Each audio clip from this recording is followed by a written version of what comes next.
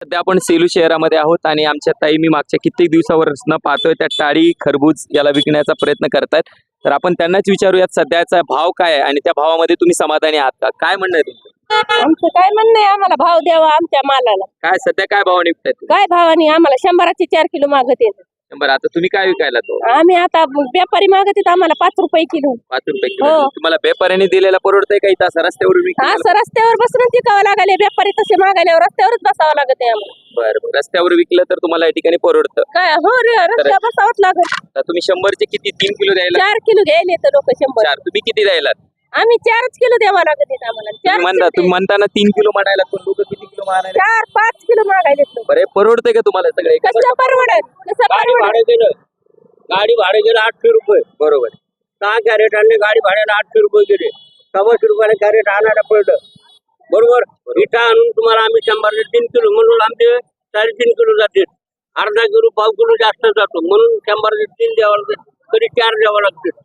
बरं, आता एक विचारायचं, खत औषधाच्या भावाबद्दल आणि याच्या भावाबद्दल तुमचं काय म्हणणं? आगत लागली. ते तर सांगूच नका आम्हाला. त्याच्याकडून घ्यायला आम्हाला एक बाटली 500 रुपये, 2000ला आणि 5000ला आम्हाला एक फवारणी फवारणी कमीत कमी 2000 रुपयाची होती. 5-5 हजार कमी करतात काय एखाद रुपया कमी करत नाही तर बाटल्या ठेवून घेते आणि पैसे आणा म्हणते.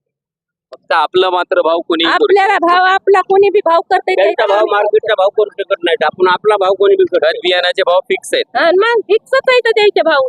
आपण पाहिलं असेल की म्हणजे जेव्हा यांनी ऑलरेडी 100 रुपयाचे 3 किलो विकतायत पण लोक म्हणतात 4 किलो द्या, 5 किलोही मागतायत. तर मी त्या विकत घेणाऱ्या माझ्या भावांना आणि बहिणींना सुद्धा विनंती आहे, जेव्हा औषधाची बाटली 2500 म्हणलं तर ते 2499 पण घेत नाही, त्याला 2500 रुपये द्यावे लागतात. म्हणजे प्रत्येक गोष्टीचा शेतकऱ्याला जी गोष्ट विकत घ्यायची आहे त्या प्रत्येक गोष्टीचा भाव फिक्स आहे, परंतु मात्र या ठिकाणी शेतकऱ्याचा भाव मात्र या ठिकाणी फिक्स नाहीये. टरबुजाचं काय हाल आहे? तुम्ही टरबुज 5 रुपये किलो 5 रुपये किलो टरबूज मागायले 5 रुपये किलो. परवडतात का 5 रुपये किलो? 5 रुपये किलो. आमचा खर्च घालाय त्याला 1 लाख रुपयात आणि 5 रुपयाने मागायला लागले तर काय जीव द्यावा का? फाशी घ्यावा माणसाने. आपण पाहिलं असेल ह्या युद्धजन्य परिस्थितीचा परिणाम माझ्या शेतकऱ्यांवरती सुद्धा झालेला आहे.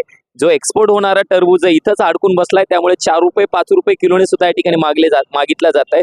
तर मी विनंती आहे, जेव्हा आपण शेतकऱ्याकडनं या ठिकाणी माल खरेदी करतोय तर प्लीज भावांनो आणि बहिणींनो, त्यांनाही जीव आहेत, त्यांनाही लेकरं बाळ आहेत.